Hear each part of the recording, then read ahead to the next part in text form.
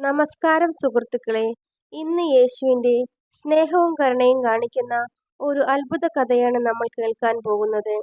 ഒരു ദിവസം യേശു ജനങ്ങളെ പഠിപ്പിച്ചുകൊണ്ടിരിക്കുമ്പോൾ ഒരു കുഷ്ഠരോഗി അവിടുത്തെ സമീപിച്ചു.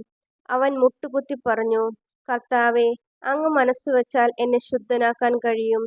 അക്കാലത്ത് കുഷ്ഠരോഗികളെ എല്ലാവരും അകറ്റി നിർത്തിയിരുന്നു. എന്നാൽ യേശു അവനെ തള്ളിക്കളഞ്ഞില്ല.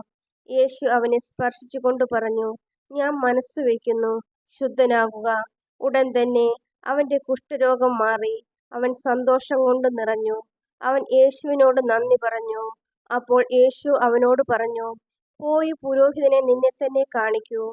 അങ്ങനെ ആ മനുഷ്യൻ ദൈവത്തെ മഹത്വപ്പെടുത്തി സന്തോഷത്തോടെ പോയി. യേശു എല്ലാവരെയും സ്നേഹിക്കുന്നു. വിശ്വാസത്തോടെ അവിടുത്തെ സമീപിക്കുന്നവരെ അവിടുന്ന് ഒരിക്കലും കൈവിടുകയില്ല. നന്ദി. ദൈവം നിങ്ങളെ അനുഗ്രഹിക്കട്ടെ. ആമേൻ.